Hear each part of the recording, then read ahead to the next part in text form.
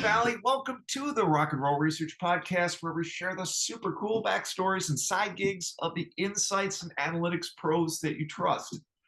Well, hey, I'm very excited to welcome Chris Davis to the podcast today. Now, Chris is Executive Vice President at Socratic Technologies, where he's been for the last, believe it or not, over 24 years. That's that's a really cool thing nowadays as people move around a lot more. Now, you probably know Socratic Technologies. They're a highly respected research-based consultancy located in beautiful Sonoma County, right? Wonderful company, great solutions. Maybe you've worked with them. They've got great clients, all that good stuff.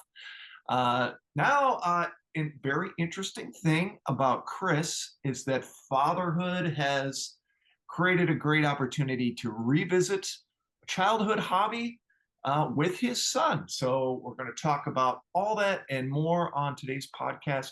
Welcome to the show, Chris. Hey, thanks, Matt. It's great to be here and looking forward to chatting. Yeah, me too.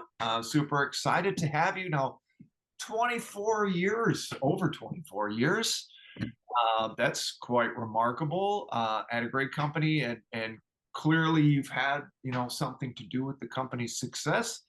Let's take me way back. Take me way back into how you first got into the space, and tell us a little bit about your journey through Insights. Yeah, well, I'm definitely one of the few to have longevity like this in this day and age. But you find a good situation and you find good people, and it's worth sticking with. Is the way I feel. But yeah, so I was a computer science major in college, and just I've been programming, out of basic coding books since I was, 6 years old. So I've always been into computers and just really loved, that whole world. So, I went to school for it. And after a short stint at a large IT software consulting company, I joined Socratic Technologies. And, I started off there by managing their panels and building internal tools, productivity tools. By that time, my general rule had always been, if I'm asked for the same thing more than once, well, I'm going to build you a tool so you can do it yourself. Um, Yeah, and yeah, subsequently, we've kind of just designed and managed the rebuild and ongoing iteration of the platform that we have at Socratic. We've added real-time dashboards and client workflow tools and gamified survey components and device agnostic survey UI, and just a lot of the special technology that we have behind the scenes there, like our fraud detection and machine learning based analysis. Um, so I've really just taken all the technology and kind of ushered it into the new eras, as they've come about. Um, yeah, so, I mean, a little about Socratic, you mentioned a little bit, but yeah, we're a full service custom research firm. We serve multiple verticals, including, high tech and financial services, consumer products, energy, food and hospitality, all over the board there. We have specializations in those verticals.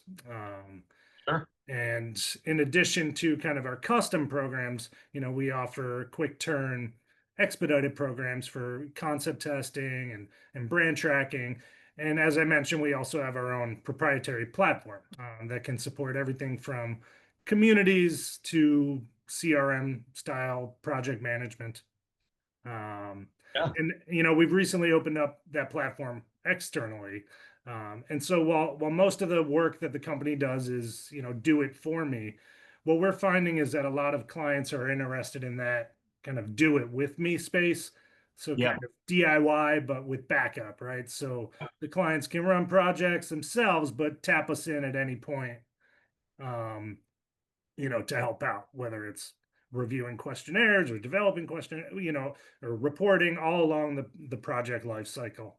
yeah. I love that. Thinking back to my client side days, and that kind of flexibility, I would have loved to have. Because you're always you're always making trade-offs between how much time do I have, how much budget do I have.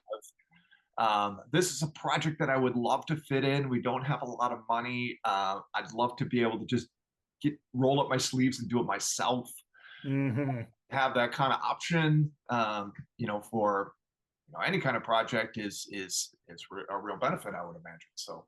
Yeah, we found a lot of reception to it because exactly like you mentioned, sometimes the budgets aren't there, or sometimes they do have some expertise in-house, but not everything, right? Yeah, So being able to offer, that whole spectrum of DI, enter your last initial there yourself, with me, for me, it's been a nice offering for us. yeah, super cool. So let me ask one question because I'm curious. As a computer scientist, programmer, you could have worked in all kinds of industries, right? And you sort of fell into this. I'm curious to know how you first became connected with Socratic. Yeah, well, I found out from that, first consulting company that I really didn't like working for extremely large companies. Yeah, Um, it's just really not my personality. I like the smaller company. But just answering a job ad back way in the day oh, cool. was how we landed on this one. But this was back in 2001. I mean the first dot-com bubble had just popped. I caught the tail end of it. And the whole time I was in college, I was like, this is not going to last. Hold on, baby, just a little bit longer.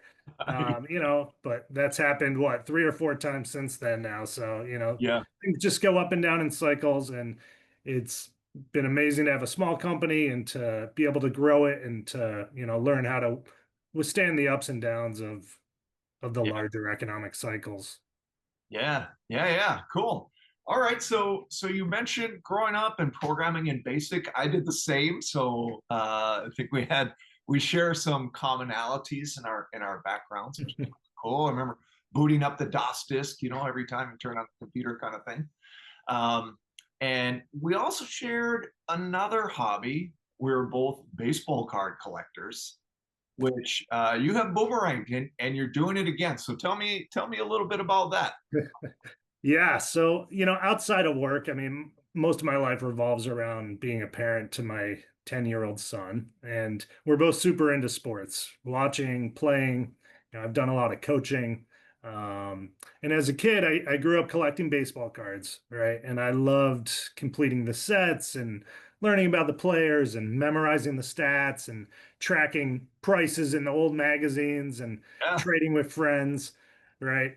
And as you may know, if you shared the hobby, that era was characterized by massive overproduction of cards. And, 99% of the cards that I have then are worthless, right? So that's why I still have my day job. Um, but so after, a 25 plus year break from cards, it's been really exciting to get back into collecting yeah, baseball cards with my son. And, just having something physical to sort and read and handle and collect feels, valuable as a thing to do with him in, a screen heavy world, right? yeah. Um, and it's been super interesting to watch the product improvements that they've made over the years too, right? Mhm. All the variations they have now and limited edition numbering, right? So even though they're overproducing the base cards, they still have these cards you can pull that, have a clear scarcity and value that should hold or increase over time, right?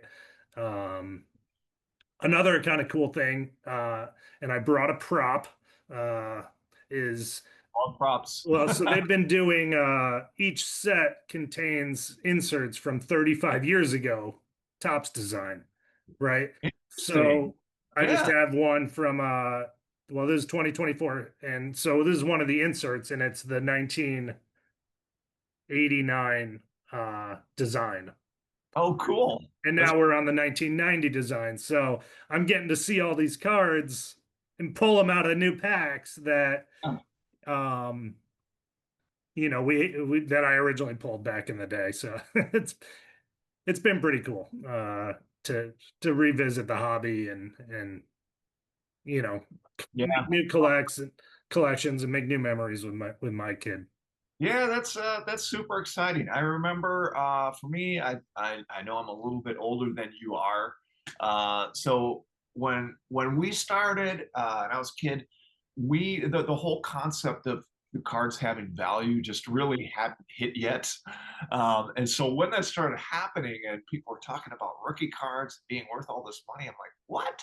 But then I was also kicking myself because I really loved, you know, grubbing on the cards Yeah. and memorizing the statistics. So my best card I ever owned was a Wayne Gretzky rookie card, which is now sold for into the millions. I wish Oh, as a kid I would have been prescient enough to say, "Wow, you know what? This guy is really a special player. Maybe I better take care of this card." But yeah. I didn't.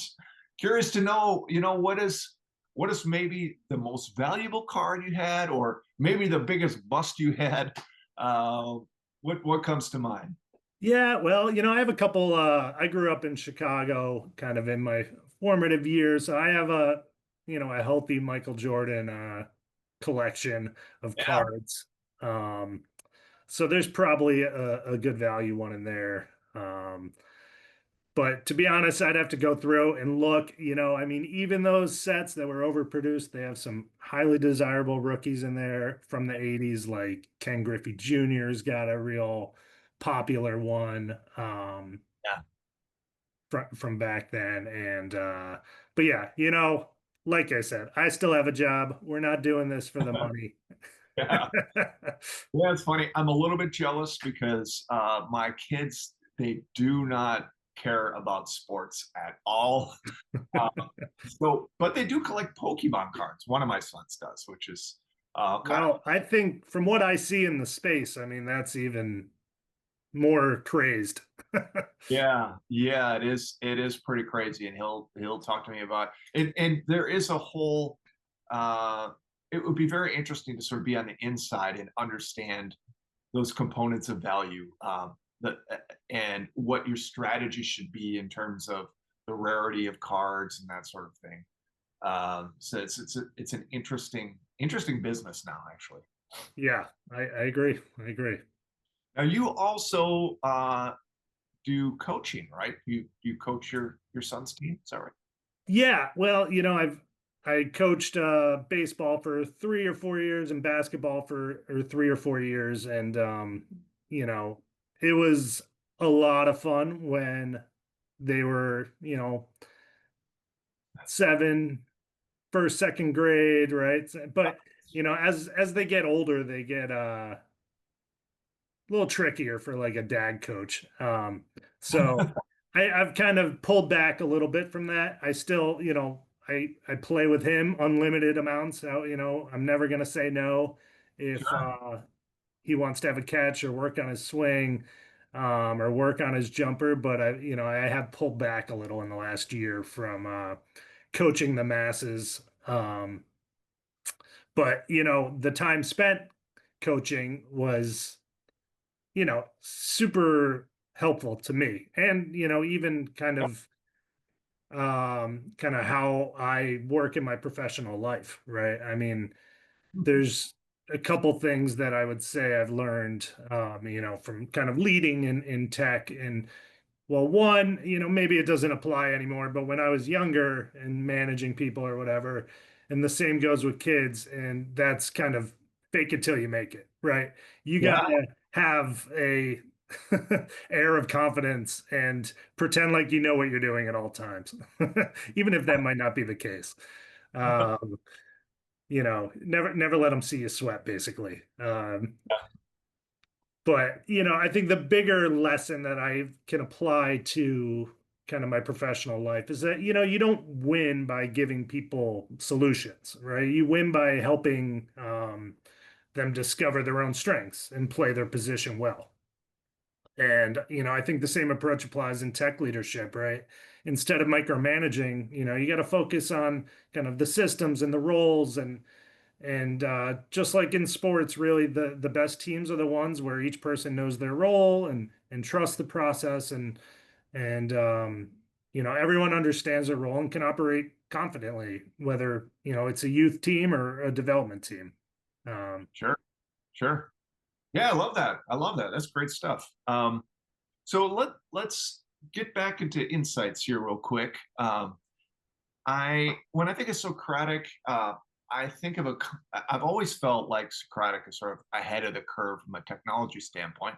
Now it's great to meet you, who's the person behind that. Um, so I'm very interested in your thoughts on what you think the future of the insight space holds. yeah. Well, kind of if we can just go back one sec, because I do want to wrap in the baseball cards too, because Yeah, really, like, from a card collecting perspective, that was kind of my first exposure to data analysis and market research back in the 80s when I was collecting cards, right? I was basically doing market research without knowing it. Looking at the stats and the hype and the potential upside, and is yeah, this rookie undervalued, and really that's not far off from how I evaluate features and platforms, or research data now, right? Looking for kind of signals hidden in the noise. Um, yeah. I love that. and, it's also a lesson, you alluded to it earlier, about how kind of data and emotions mix, right? So, sure, you have stats, but you also have storylines and player momentum and public perception. And, balancing that quantitative and narrative, is the same thing that we try to capture in market research at Socratic. Kind of combining that human insight with measurable data, so the outcome actually can connect to the behavior. um, so who knew, when I was a little kid, that you know baseball card training could help in my future endeavors. But Yeah, for yeah, sure. for future of insights moving forward, you know obviously already underway, right, is kind of how humans and AI are going to work together in the insight process. Um, right. So AI can already, summarize data and detect anomalies and produce correlations instantly. But what we're finding is that the real value is going to come from pairing that speed with, human interpretation and context, right? So the future is not going to be about replacing researchers with automation, but freeing them up to focus on meaning, and understanding, why something matters and how to act on it.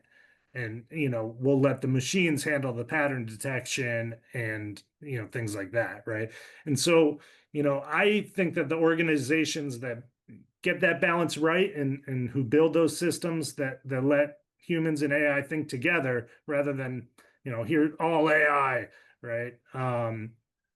They're really going to be the ones that can move from, the reactive insights to more predictive intelligence. Sure, sure. Now let me ask a question. I'm really interested in this because of your technology background, and for two and a half decades now, you've been developing technology solutions to address challenges in this space. Is it a different animal to start to build in and integrate AI into your solutions versus maybe some of the things of the past, or is it just the next thing, and you build it, you move on? I think it's very similar. I mean, when we want a new feature, we're a smaller, nimble development team. So we will look in the marketplace and say, hey, does anyone have the basis for this yet? Or does anyone have something that we can tap into and incorporate? And if the answer is yes, then, let's start with the foundation rather than build from scratch, right? And if the answer is no, then great, new product offering. No one's thought of this before. Let's get it out there. Um, but, I mean, with all the kind of machine learning algorithms that, have been in place for a long time in this industry, AI is not that big of a jump um, from a development standpoint. Sure.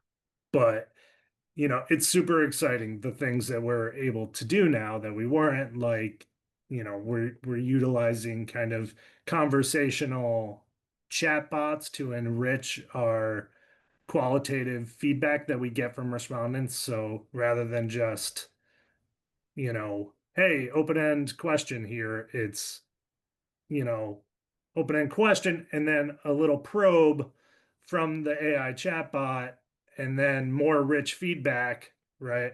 And a 2 or 3 level deep back and forth. And the richness that we can get, in a survey uh, from the qualitative feedback is really grown immeasurably. And then you can put AI on that to instantly, classify it and pick out themes. And, these are the types of things that really speed up the process and free up the researcher to find the bigger trends and deliver you know, the overall message and impact and, direction that we think the research is heading in.